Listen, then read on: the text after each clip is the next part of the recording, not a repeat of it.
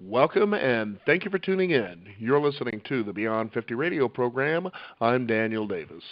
On the program today, we're going to be talking about something that many of you probably weren't familiar with about a year ago, but certainly have it on your radar now, and that is the issue of the deep state.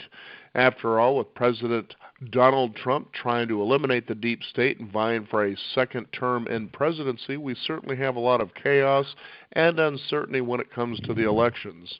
On the program today, we're going to be learning about what the deep state is that took shape through financial manipulation, technology transfers, and secret back channels with a view and certainly a goal of eroding American power and creating a China-led New World Order at its place. Joining here on the Beyond 50 radio program today is someone we've had on the show before who we deep dove into an area known as the Queen of England and Britain and how they've seeped through worlds to be able to actually control their agendas. Today we're going to be talking about our guest book, The Shadow Dragon, the inside story behind Donald Trump's struggle to derail the deep state agenda. Susan Bradford, thank you for being back on the program today. Hi, Daniel. Thank you so much for having me. I know that you mentioned the Queen and her role in creating the deep state. If you'd like, I would be happy to to take your audience back to the origins of how the deep state began in England and essentially infiltrated the United States, the rest of the world, and set up this China endgame. I was going to do that because I was thinking a lot about this last night, and I became aware that as a lot of people, probably about 100 years ago, give or take, or maybe even into the 1930s, began to think, well, here's the rise of the United States as a superpower. Great Britain has probably lost that power, but actually what they did is they became smarter about what they were doing. Rather than being conquistadors, as the Spanish would call them, said, hey, we don't just infiltrate the money system, through the Rothschilds and so forth. So really, they've had a hold of the United States since the 1800s. So why don't we go ahead and start back in those times? Okay, that sounds good. Now, the British monarchy didn't always used to be conquistadors. I mean, they did have the British Empire, of course, but in the olden days, originally the monarchs of Europe they held the divine right to rule, meaning that they answered to God. So they were subservient to God. They were Christians.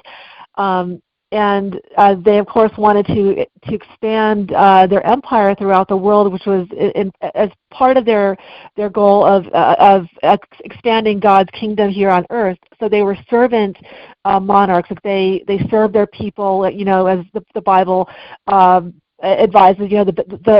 The best among you are the least. That you should serve as a leader. You should serve those who are in your care.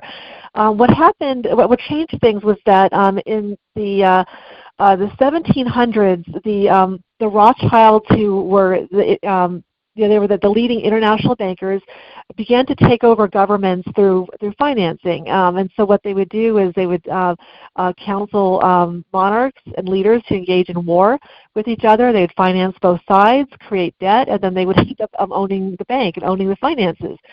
So this began to take place within America during the American Revolution. And while our history books teach us that the Americans were fighting independence, no taxation without representation, what they failed to mention is that why the British were so desperate to raise taxes. And the reason for that is that the the Rothschilds were menacing the royal family by financing Napoleon to go and invade England. So they were desperate for money so that they wouldn't have to rely upon Rothschild money. The Rothschilds have financed us to and mobilize the colonists to rebel against the British monarchy, which rendered them vulnerable to the Rothschilds, so they had to rely upon their funding.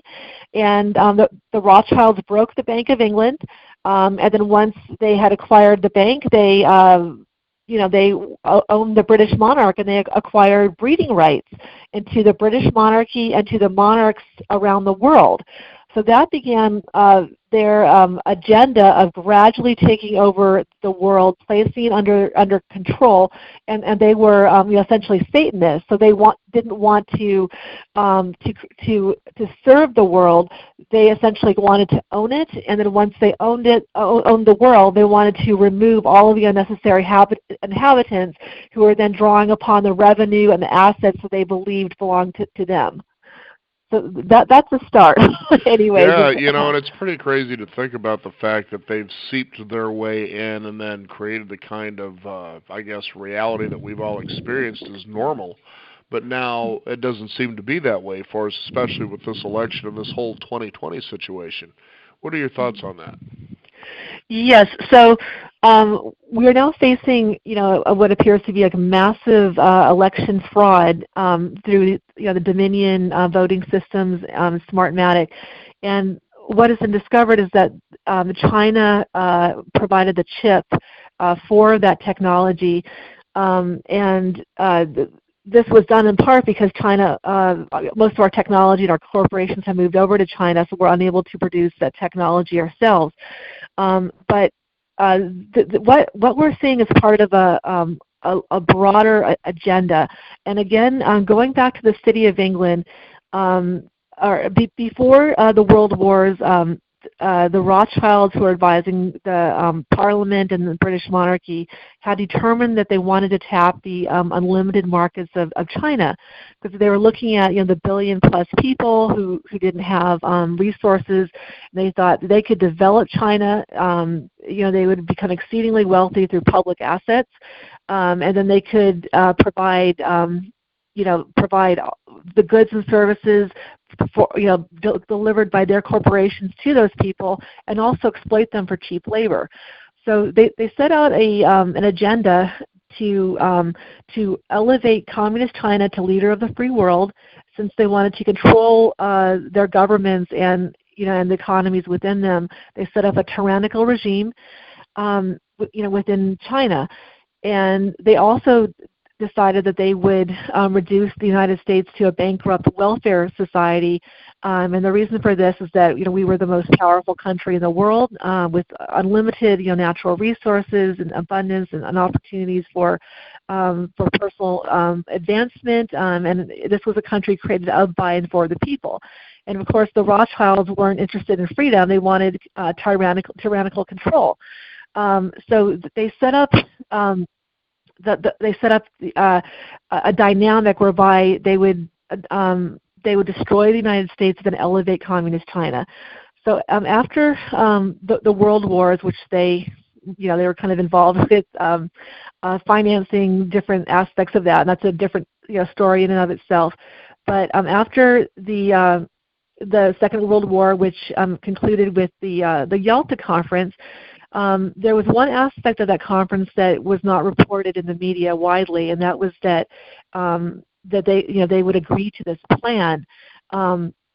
So from that point onward, they worked through successive administrations, particularly the Bushes, the Clinton, even Obama, to begin to kind of have our corporations gradually kind of move over to China, and then they would open our borders, and they advance different policy initiatives that would weaken us, like by weakening our borders, so that we would have like a welfare class. We would have immigrants who were weaponized against the population, and they were trying to sew up dissent within the United States to create what would be a form of a communist revolution to destroy us from within, so they could seize our assets. But there was so much money to be made in China through corporations, really billions of dollars. That could be acquired in their new markets. So gradually, they were able to enlist politicians to, through bribery and other coercive, coercive means, and some that were incentivized to reorient our policies that would weaken us to China, to allow, provide opportunities and incentives for our corporations to move over to China. And then, to allow China to eventually overtake us. And like one of those organizations was the National Committee for U.S.-China Relations, that was involved and integral. I can't speak of the word this morning, but it was very integral to facilitating this transition. So during the Obama administration, this agenda moved full steam ahead with the view to having Hillary Clinton preside over the ultimate collapse of the United States. And she ran on an agenda of, stronger together. Stronger together does not refer to the people whom she was dividing, but refers to the Rothschild notion of all of their allies, the Rothschild agents, would link arms, and they would push through their agenda by every one of their agents kind of working together towards that common objective, enriching and empowering them all. So 1 month before her election, or before the election, the yuan, which is the Chinese currency, was entered into the basket of currencies to move, to move the currency in which we conduct trade to the yuan, to have that be the leading currency of the world, with the view to collapsing our economy and to elevating China into that final position. So Trump was, I believe that the military enlisted Trump, from what I've heard from a number of sources, to block this agenda and to begin to restore trade to more of an American first position, and to kind of take back our power and to prevent the communist Chinese from taking over our government and country. Because as we're seeing through this election, that a lot of our politicians have been bought off, by communist China. Yeah, and you can actually see how they've all come to the surface, especially during this election cycle and this whole summer. It's been really wild how you take a look at how they've orchestrated this plan over 4 years. It's intricate, but it's really fascinating, because I know I have a couple of friends who have followed, let's call it the QAnon or whatever it is, drops. They said, everything's turning out exactly like they're saying. And it's weird, but, it's funny because I got curious. I was just sort of an inner question, who was Q? Something I was wondering about. And all of a sudden, it's funny how you can ask an inner question. If you just wait, somehow it gets answered in a very unique way. Now, my understanding is, and I don't know how true it is, that Q actually represents a group of retired generals that were on their way out of D.C. together on a plane that former President Bill Clinton was going to shoot down. And the plan was blown out of the water, and so they found out that that's what was happening. And so they said, okay, well, we were already after you guys anyway, so they got together. Now, I don't know how true that is. And now there's a possibility that now there's a belief that this new chief of security, electronic security, Ezra, might be Q, the person who's actually the whole time been monitoring and saying, okay, now, and trying to educate people as to, this is what's going on. Wake up to your world now. This is what's happening. But this is the plan. And it's pretty wild when you look at it, because now for a lot of people such as yourself who are really in the know about what's been going on, they just simply say, if people don't pay attention to this, they are missing right now historically the greatest show on earth. And I'd have to agree with that. Now let's get back to, first of all, I'd like to talk about the news media, because you launched right off the bat with that, and how you felt that their coverage had changed after 9/11. But personally, I think it actually changed long before that, when you go back to H.W. Bush and when we were in the Gulf War. Now, there was a news organization that was about to claim bankruptcy, and probably nobody would have ever heard of them again. Well, the military took a look at this, and they decided, well, why don't you just come along with us so that you could actually broadcast what's happening here in the field, sort of give us support for what we're into here, versus the kind of coverage about the war in Iraq and Desert Storm and things like that our home media was saying, because they were, not too fond of it. So they said, okay, and so, of course, the U.S. military and the government, having almost unlimited funds, began to prop this news organization up, and they begin to thrive. And that news organization is one that's now on its way out again, which is CNN. That's interesting. But yeah, let's go ahead and talk about that, because you show how they came in and rather, than reporting the news, they decided, well, why don't we just conquer and divide the United States? That's exactly what's been going on for a long time. That's very interesting what you say about CNN, and they used to pride themselves in very an authentic reporting from the front lines, as you were saying. But I know that Ted Turner, who co-founded CNN with Reese Schonfeld, is a globalist, who's behind this global eugenics movement. But when the China agenda began to emerge, they were right in line to work with the U.S. The National Committee for U.S.-China Relations to begin to kind of work to indoctrinate the American people in this new China agenda, which was to kind of make communist China seem more palpable and friendly, to kind of weaken our resolve, to make us more open to doing business with them without really thinking through the ramifications, maybe sharing our technology with them, helping to build our society, not realizing or appreciating that our ideologies differ from each other, and that they plan to conquer us.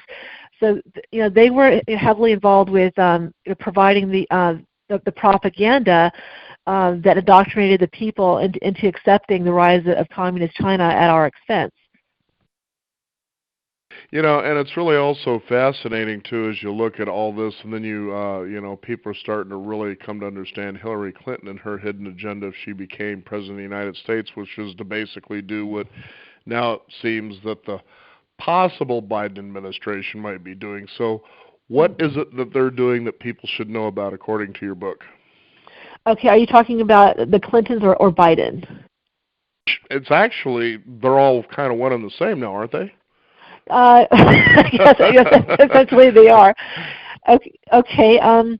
So now Hillary Clinton, a lot of people are not aware of this, but she married a Rothschild. Bill Clinton is the illegitimate son of Winston Churchill, who was a Rothschild bloodline, and Pamela Harriman, whom Bill Clinton appointed to be ambassador to France. So when Bill Clinton was 6 years old, Bill Clinton was sent over to America to be raised and groomed to be president of the United States. And this was done to fulfill the Atlantic Charter, which established NATO and was geared at enhancing UK-U.S. relations, which essentially meant that the UK wanted to restore the United States as a colony. So he was groomed for that purpose, and of course every door opened before him, allowing him to fulfill his destiny.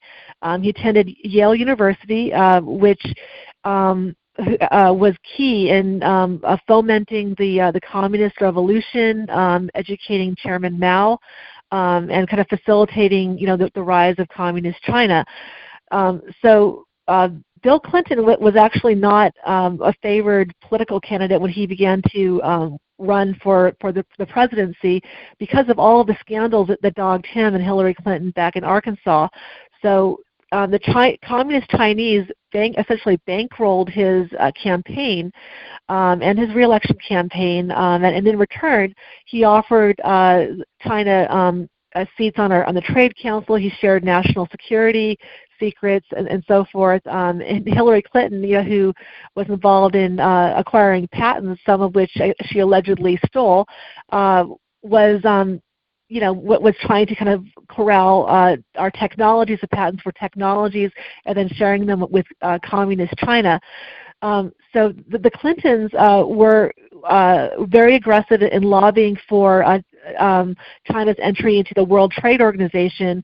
They worked on with Tom DeLay on the right. He was the House Majority Leader.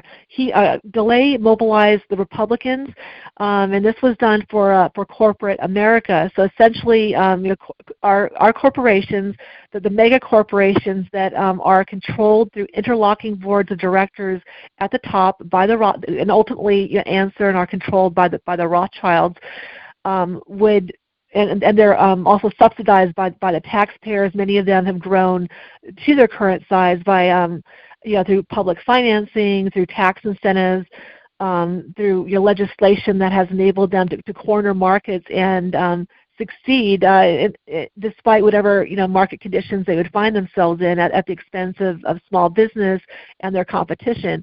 So these companies were going to tap the market, acquire the cheap labor, and then send the cheap products back to America. So that was part of her agenda. She also, the Clintons were behind, NAFTA, which resulted, of course, in the giant sucking sound, the giant, as Ross Perot had said, the loss of our jobs to cheap labor in Latin America. I remember that, yeah. Remember with Perot. And then they also opened up the borders to flood our country with immigrants. And again, of course, you have the corporations want cheap labor, but a lot of these immigrants were brought in to be weaponized against the American people, so they would be pitted against, against each other based upon race, ethnicity, religion, ideology. To kind of tear us apart from within, so that we would be so busy fighting each other and blaming each other for the economic problems that we would not be paying attention to what the elites were doing to us on a global scale. So we wouldn't be able to kind of mobilize ourselves against them to defend our own interests. So she was advancing that agenda, and a lot of these corporations are making they're making billions of dollars, like an unlimited amount of money, that can be acquired by tapping into the Chinese market. But in the process, once you tap into that market, you have to give all of your trade secrets to the communist government, the Chinese government. And if you work in China, you necessarily are working in concert with the Communist Chinese Party, and they are by definition and in practice satanic. They're godless or materialist, and they are seeking this absolute destruction of the United States. So that's the agenda that that the Clintons started, really, and that Biden would like to advance. Yeah, I know. It's funny because when you think about things that go together, they're inseparable, such as like peanut butter and jelly, pizza True. and beer. Well, with the Clintons, for me, it's always Ken Starr. And boy, did you have something to write about his uncle. Let's talk about his uncle Cornelius Starr, because I was just like, oh my goodness. I'm glad you mentioned that. Yes, so as is commonplace among the Rothschild agents, Cornelius Starr was a very poor gentleman, a poor boy who was raised on an Indian reservation in Fort Bragg, California. And miraculously, he rose to become the head of one of the world's biggest insurance companies. So, of course, as I've discussed before, the Indian tribes are the gateway to the deep state. They were created by the Rothschilds and the British monarchy to project social democracy into our country and to subvert us from within. So the Indian tribes are like deep state offshore jurisdictions within the United States. So is that mainly because they're sovereign territories? Is that why? That's part of it. Okay. Originally, the tribes were weaponized against the colonists, so they were able to play off both sides against each other, generate debt, and from that debt they could acquire financial control. And then they created sovereign territories whereby they would be able to extract all the natural resources from the tribes free of charge, or with a very limited amount of investment on their part. They would then, of course, the government was in charge with preserving the trust, or having trust responsibility for the tribes and protecting its resources. They would come back a few decades later, blame the federal government for not properly managing their resources after they had bribed the government to look the other way. They would sue the government for millions, sometimes billions of dollars for the loss to be given to Indians, except that money would then be reimbursed to themselves. They sued the government for land that was lost to Indian tribes for seed money to reimburse the Indians. settlements became the seed money for casinos, which were then used to bankroll the mergers and acquisitions departments within Goldman Sachs and Morgan Stanley. So essentially creating these companies that were too big to fail. So they, and of course within tribes they had unlimited, or they had guaranteed taxpayer-supported markets where they can continue to offer products and services that the taxpayer would have to support. They would bring in, unlimited numbers of people, many of whom were not Indians, who would then become their customers. And of course, they could, acquire an unlimited amount of money, through these different schemes. And since tribes, the federal government cannot tax Indian tribes, they could keep the profits. So it was really, a great money-making scheme. And the Carlyle Group, Booz Allen Hamilton, a number of the defense contractors who make up the military-industrial complex have their origins in the Indian tribes. It's always so amazing when I read your books because of all the detail that you have that's not really common out there when it comes to investigative journalism, as if anybody even knows what the word investigate really means anymore. Seems to be one of those things you hear in the news now. Well, they might be investigated. Okay, well, so what? Who cares? What's the outcome? I mean, it doesn't seem to be much on the end of that. But one of the things I found really eye-opening was this Cornelius Starr and how he had a connection also to the terrorist attacks of 9/11. Tell us about that. Okay, I know we went off a little track there a little bit. But no, actually, the Indian part was really good because I keep talking to people. For instance, whenever Teddy Roosevelt comes up, okay, yeah, this guy did great when it came to the national parks, but do you know what kind of blood was spilled as a result of his legacy? Especially when it comes to the Native Americans, it's heartbreaking, actually. But anyway, but I'm glad you brought that up because it really ties together. Well, how are they getting the funding through the Native Americans? Oh, well, they get these reparations. They get to have casinos. Well, no, there's a reason they have casinos, and you've tied this all together of how the unlimited funds keep going up to the elite, and it's just that's something people really should know. So, yes. So. After going back to CV Starr, so this very poor boy was able to effortlessly become an attorney without having attended law school. He effortlessly passed the bar. So doors began to open before him without his having to do much effort. And of course, the narrative is that he was a very amiable fellow who worked hard. But, of course, an ordinary person could not do that. He was tapped for greater things by the elites.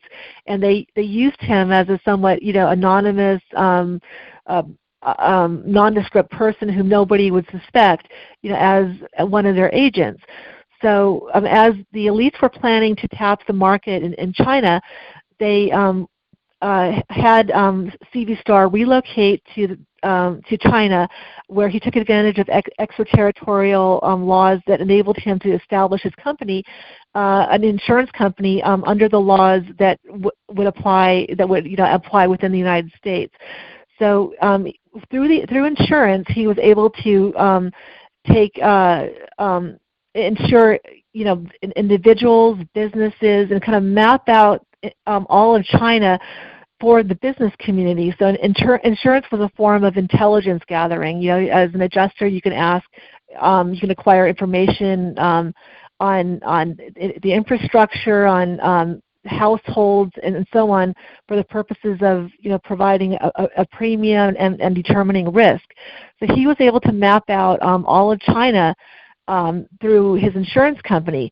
And then as the world wars began to break out, he worked with the Office of Strategic Services, which was the precursor of the CIA, which works on behalf of the deep state to advance and protect corporate interests. It does not work on behalf of the United States or its security interests. It's entirely elite controlled and serves the elite exclusively.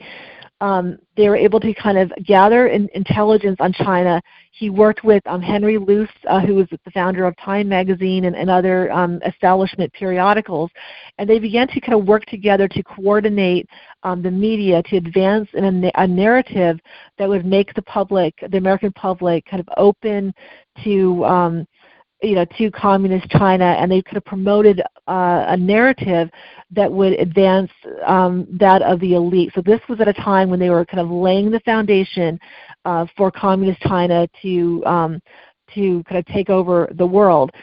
So in the end of the 1990s, a number of scandals were dogging the Clinton administration. Very high among those scandals was the fact that, of course, Bill Clinton was a womanizer, and he was having, a lot of affairs. One of which was with an intern by the name of Monica Lewinsky. So as the scandal began to reach the media. The scandal was actually was invented by the Clintons, because there was another scandal brewing that I believe was uncovered by Admiral Moore, who had determined that the Clintons had engaged in treason against the United States with regards to communist China. So he was bringing his case before the Attorney General Janet Reno, who was also fielding another potential case with regards to the Lewinsky scandal. And they, Janet Reno allowed the Clintons to determine, the terms of the impeachment hearing, and they decided that they wanted to go ahead with Monica Lewinsky because, of course, the charges of treason were far more serious, and with Lewinsky, they could essentially portray Bill Clinton as as a womanizer, and the public really didn't care about that because they liked Bill Clinton. And then Hillary Clinton, in turn, could position herself as a scorned woman and generate sympathy, and then run for political office herself, as she did as senator for New York, and then continue on the political ascent. With the Lewinsky scandal, Tom DeLay was able to kind of push the Lewinsky scandal among the conservatives to make it look like they were challenging the Democrats on a moral issue. But of course, excuse me, since Tom DeLay was involved himself in supporting the interests of corporate America through the K Street Project, he was well aware of the treason with regards to communist China. He'd helped mobilize the Republicans for China's entry into the WTO without any preconditions, any requirements that they conform to international norms. And Tom DeLay mobilized the Republicans to pursue impeachment charges against the Clintons to cover up for what they were doing for their treason with regards to communist China. And of course, the independent counsel who was assigned to the task was none other than Ken Starr, who was the nephew of C.V. Starr. So he was, of course, there to advance, to make sure that the China agenda stayed on track. And it's funny because as you mentioned Bill Clinton, and I can see how this whole Lewinsky scandal makes sense as a cover.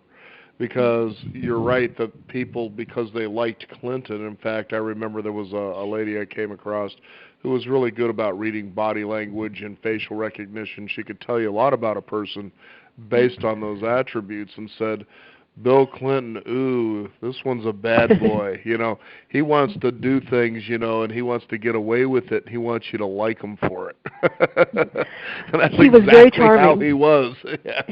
Crazy stuff. But you can see, you begin to start, nowadays the language is what they call false flags.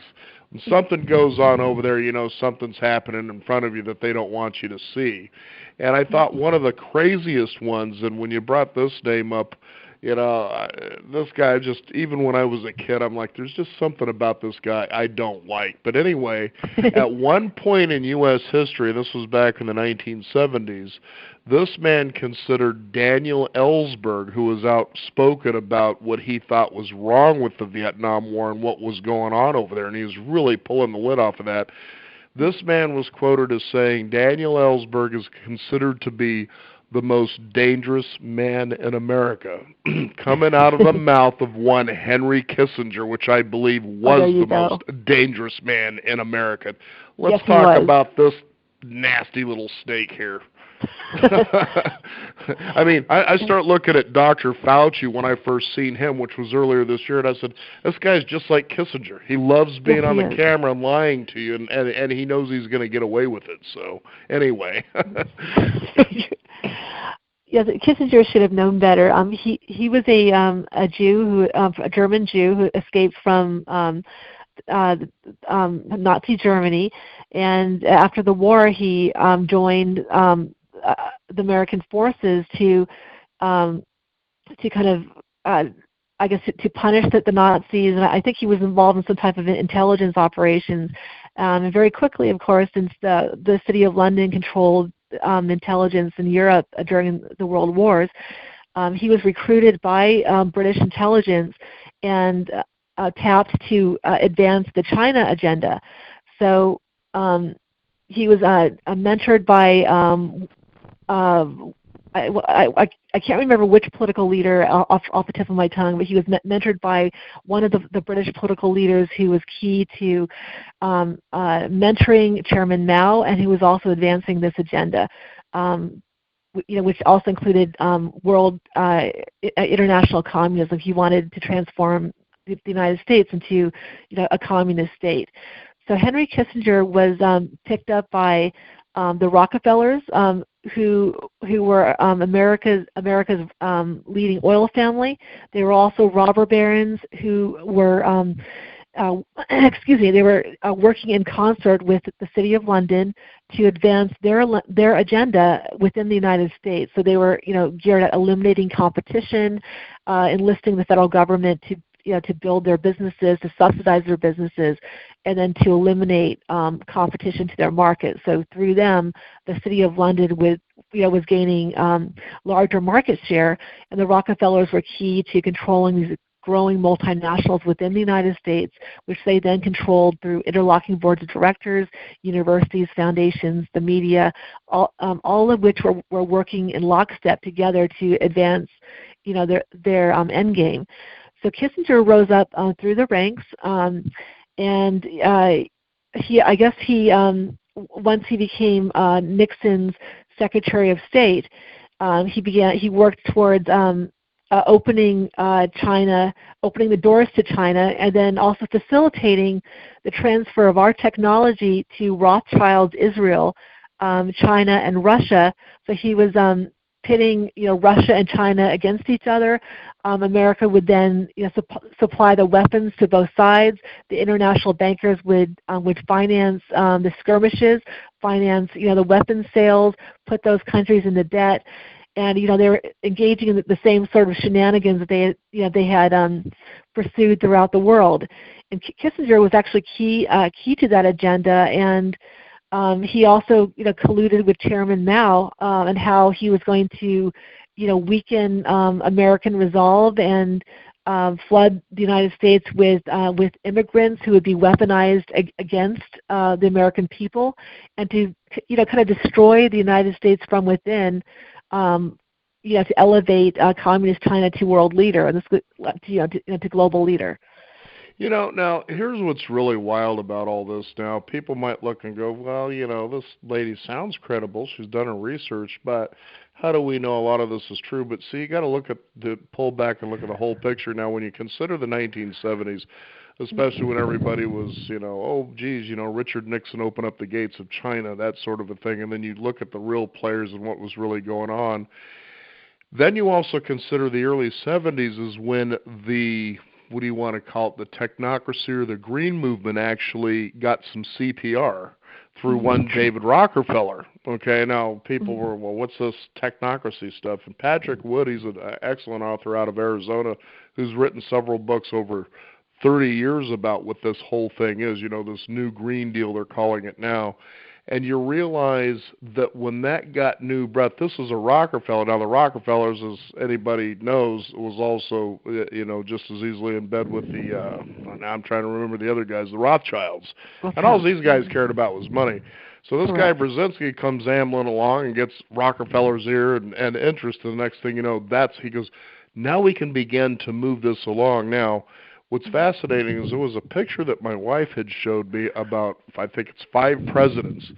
They had groomed Jimmy Carter to be the beginning ambassador of trying to get this technocracy and global corporatocracy whole idea going that's been kind of, brewing for the last 100 years, I guess. And it almost died. It was almost dead by the 60s. No soul, no nothing.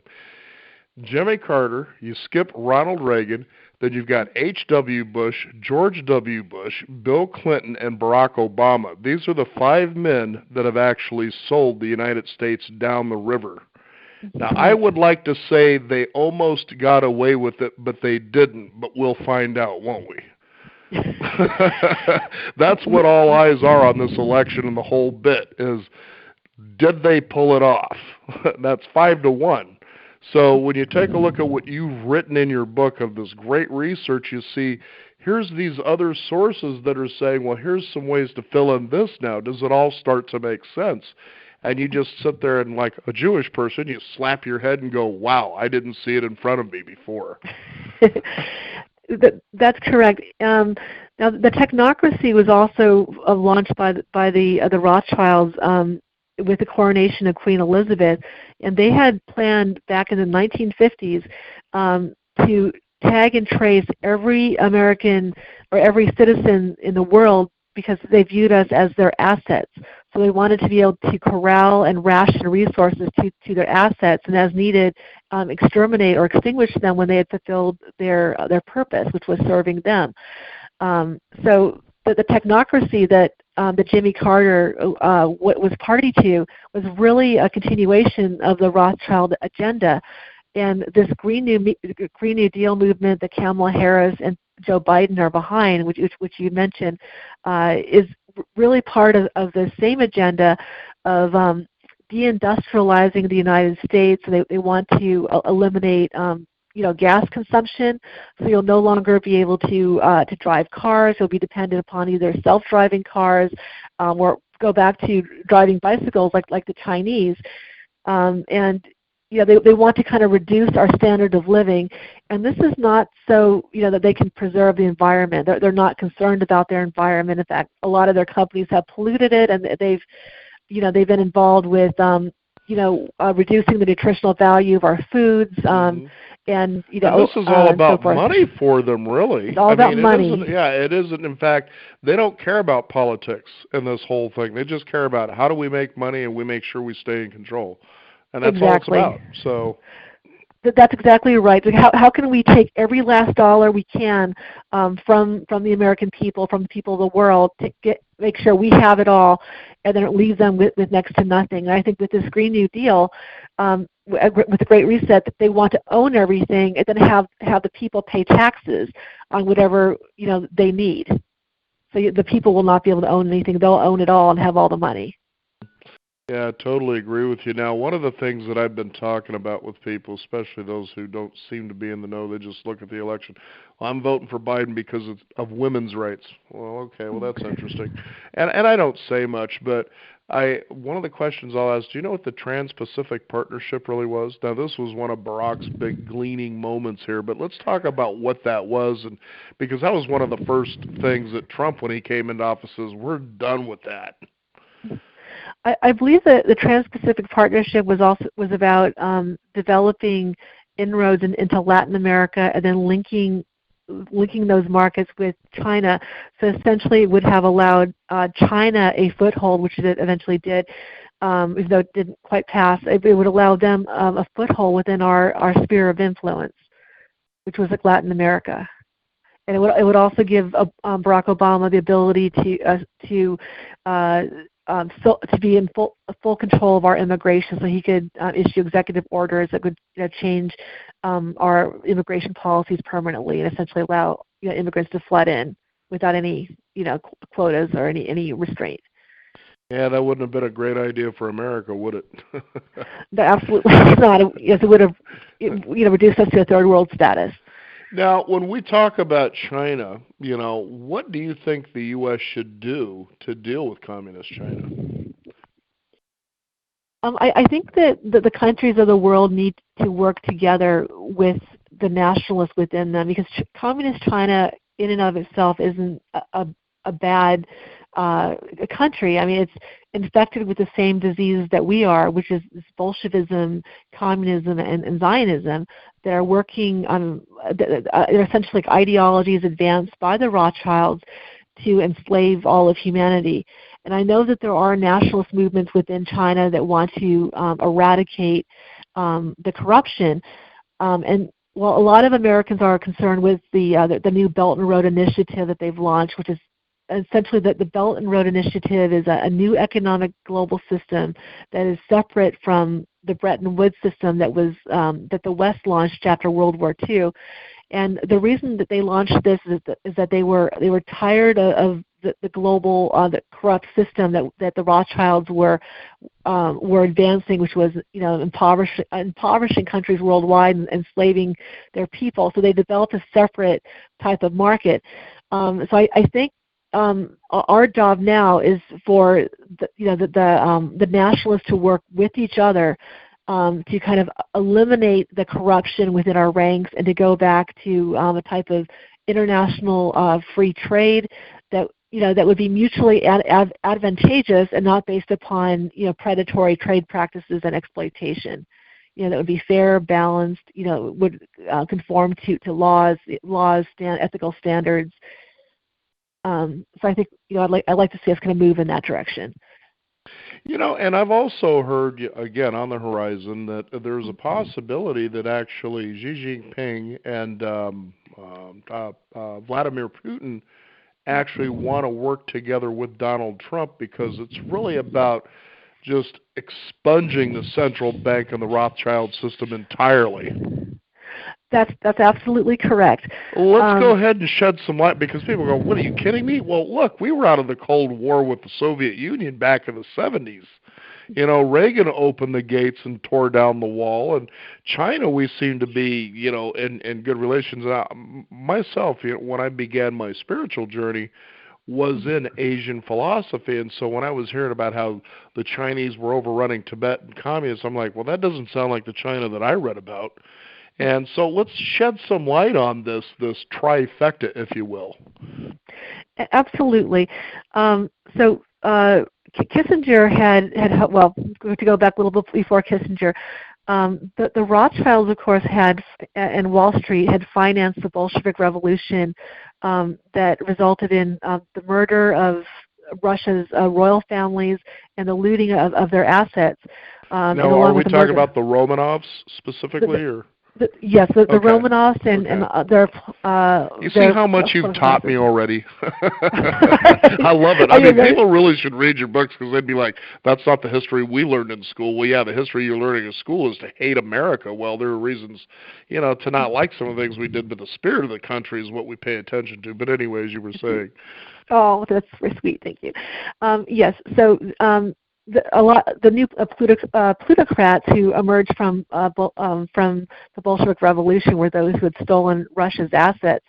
So the Russians had worked for a few decades after the Bolshevik Revolution. They purged their Bolsheviks, and they, more than anybody, are aware of their destruction and their global agenda, because they had been battling these people for centuries. The original Bolsheviks came from the kingdom of Khazaria, but these were the original Khazars who were Satanists, who were, I guess, dedicated to conquering the world through bloodlust, Satanism. Every sort of abuse imaginable. They were conquerors who, took all the wealth and killed the people and gave nothing back. They were just really had no redeeming value that I can think of. But after Russia purged its Bolsheviks, Kissinger helped implant them within our government. So he facilitated the rise of Bolshevik America.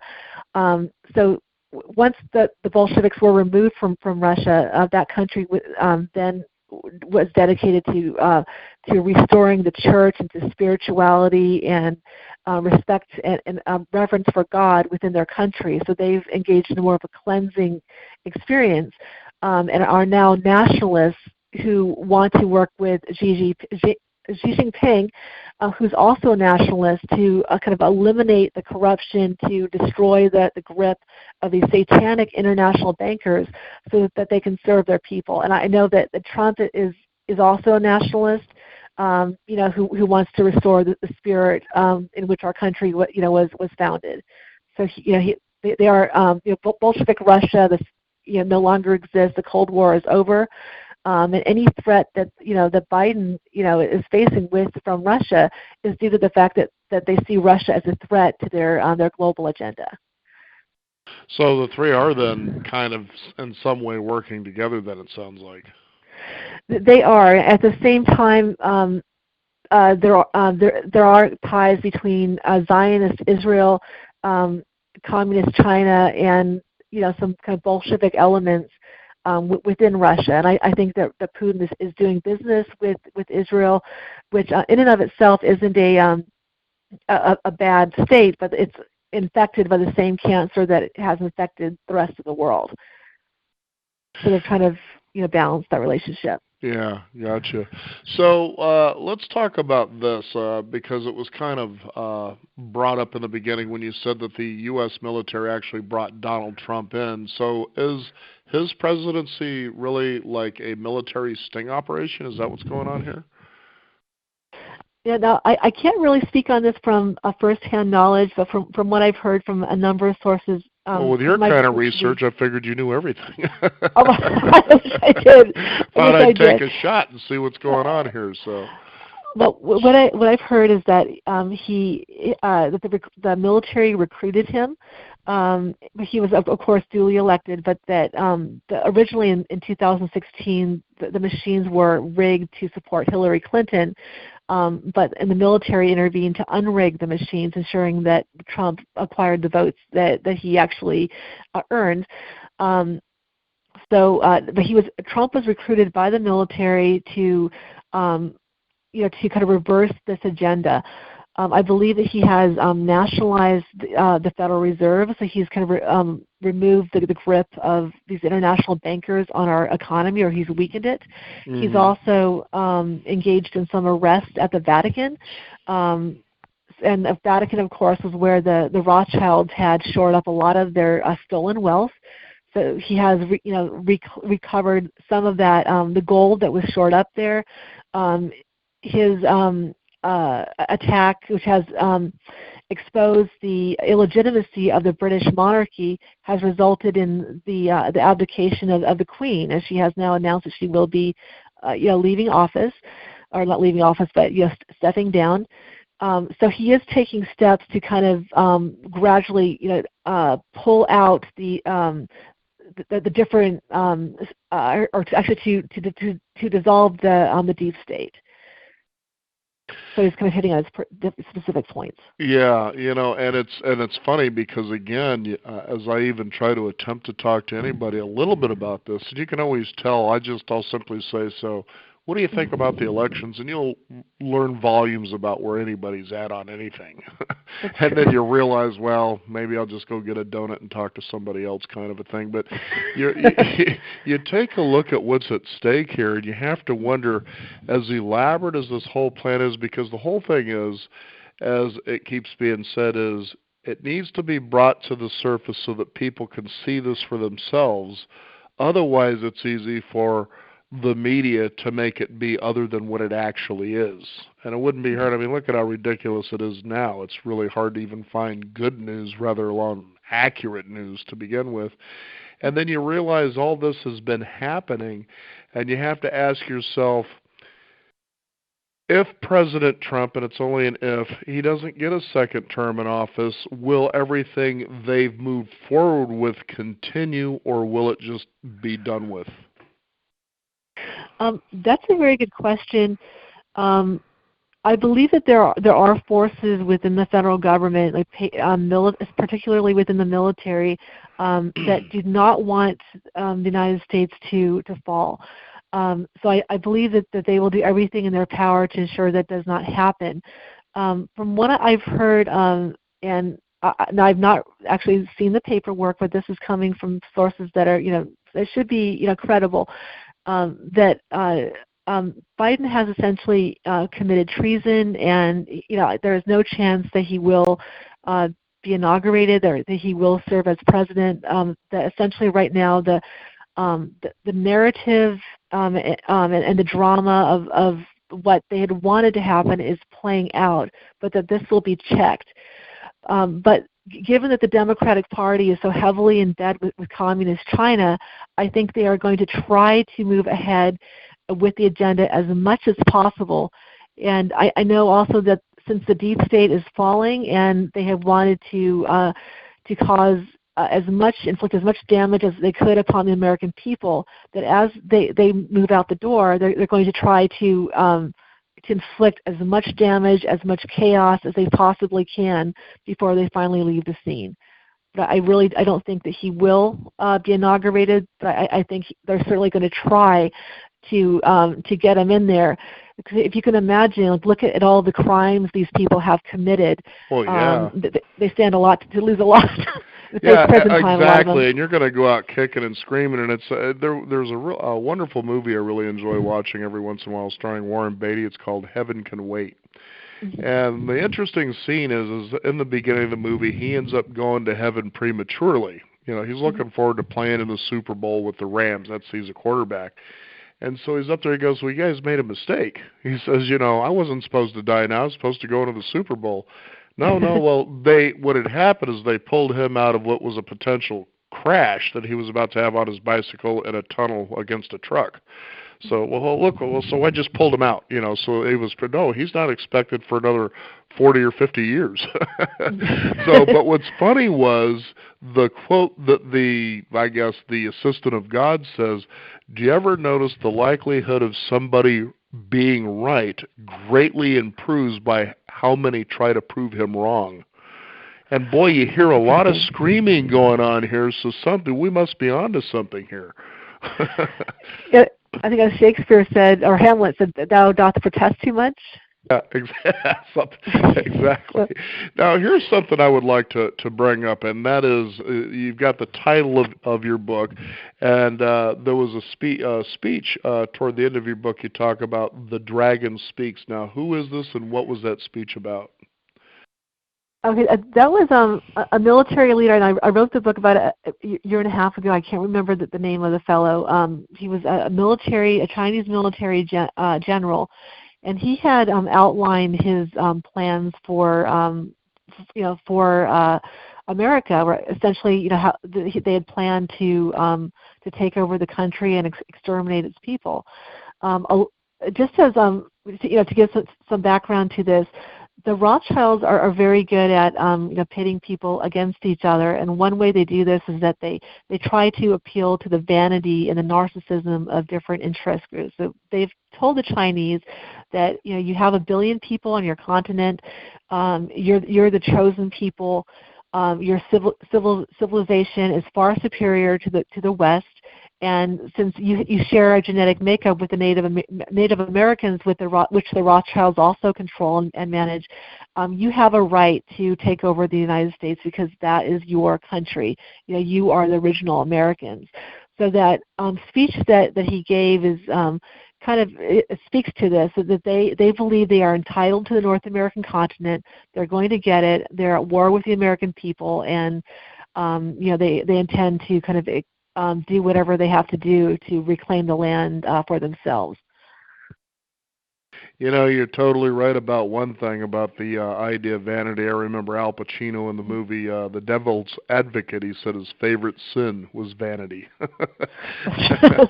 And once you make somebody feel that they're better than somebody else, it's not hard to get a little skirmish going on there. That's for sure. Oh, man. Do you have anything you'd like to share with our listeners in closing about all this? Because, there's a lot to dive into. I know we've covered quite a bit, but again, what would you like to share with people in the end here? Thank you. I'd like to leave, a message of hope. I know a lot of Americans are concerned about the craziness they see unfolding before them. I do believe that that Trump will win this election. You may have seen that the Texas filed a case before the Supreme I know, Court. that was big. I was wondering why. Well, it's too bad Florida and Ohio didn't do the same thing, because it's kind of funny to think no presidential election has ever been won unless you won Florida and Ohio. Those were always the big states, but somehow somebody managed to squeak that one out, didn't they? They definitely did. And with this Texas suit, a lot of other states are joining with them, because they're saying, look, given all the fraud that took place in these other states, we have been disenfranchised. Right. So they are then joining the suit. Trump was aware of what the liberals had in store before the 2020 election. He signed an EO, or executive order, in 2018, which criminalizes any foreign interference in our national elections, and those who participated in providing support to this foreign interference can face criminal consequences and have their assets seized. So I believe that Trump has anticipated the games that the deep state is playing, and that his team is in full control of it. A lot of the craziness that we're seeing, I believe, is part of a psych op that is attempting to wake the people up, because I think there are a lot of members of the public who are who may not pay attention to what's going on nationally or internationally beyond what they see in the mainstream media. So Trump is trying to make the corruption so blatant, so blatant and obvious that the people will come to their own understanding. Oh my gosh, we've been had, and they'll begin to become open to the truth, which will allow him to to kind of take down the deep state. And exactly true. The thing is, you've got to really show it to a point that people, and this is what you're hearing a lot more in, especially talk radio, and maybe sort of in the media a little bit, or people are saying, so let's get somebody arrested already. And when you're at that point, you've exposed it for the right amount of time, that people say, it's time to do something about this. And that's a good thing. Correct, and he does need to have the people support behind him. And I think that's what he's trying to generate. And I think he's got that now. And yes. And if any of this timing had been too soon, he'd be one of them. See, we told you he was a dictator. He's just like Hitler and all these other things they've been calling him for the last 4 years. But people see it now, and it's pretty encouraging. I thought I might recommend that you do this. I just did this last night. Time magazine has a commemorative issue. On its cover, our 46th President of the United States, Joe Biden. Wow. I thought I'd go ahead and buy that, because it's going to be an interesting couple of weeks. That's going to be a keepsake for sure. Oh, yeah. Well, I've also got the commemorative chess set. I don't know if you know about that one either. But, yeah, my wife got me one of these. It actually has all the players in the government right now in chess. We still got to get the Kamala Harris piece still, and I haven't played chess in God knows how long, but I said, that there is a commemorative chess set right there, because it's got Pelosi, Schumer, all of them. They're all in it. Unbelievable. And, are Trump's people on the other side, or? Yeah, exactly. Yeah, you got the Republicans. You've got the Republicans and the elephants, and then you got the Democrats with all the donkeys. And the whole bit. And it's really wild. So, I'd love to have a hard copy of your book, The Shadow Dragon, because this really goes in line with a lot of the other things going on. But I've enjoyed reading it. I encourage people to read this, and just start doing your homework. That's the big thing. When I was telling a girl the other day, it's kind of interesting how Biden sprained his ankle, and she was kind of walking his dog, really? I said, but do you know what that boot is he's wearing? And she says, well, no. And I said, that's an arrest boot. Correct. She says, no, it isn't. And I said, yeah, there's plenty of pictures of him stepping out of a car, and that's the first foot he steps on is the one that's supposed to be hurt. Oh, so much more we could cover, Susan. I'd love to have you back on the show whenever time, gets for you. So, again, go ahead. Oh, I'm sorry. Well, thank you so much, Daniel. It's always a pleasure talking to you, and you're very knowledgeable and always great fun. And also, just to let your readers know, if they are interested in any of the books, they're welcome to visit my webpage, which is www.susanbradford.org. If they're interested, and also they're welcome to send me emails if they have any questions, and I do try to answer those. Love to get a signed copy of the Shadow Dragon. Anyway, your stuff is great. I really enjoy having you on the program. Thanks again. Well, thank you, Daniel. Hope you have a wonderful day. Oh, will do. It's already been wonderful talking with you. Thank you so Take much. care. You Likewise. bet. Again, the book is The Shadow Dragon, and our guest today is Susan Bradford. You can find more about that also by visiting our website at beyond50radio.com. That is the number 50. We encourage you to sign up for our weekly e-newsletter and stay up to date with what's going on in the world of Beyond 50 as well as our upcoming shows. I'm Daniel Davis. Thank you for joining us. This is the Beyond 50 radio program, and remember, wherever you are is where you should be. Have a great day.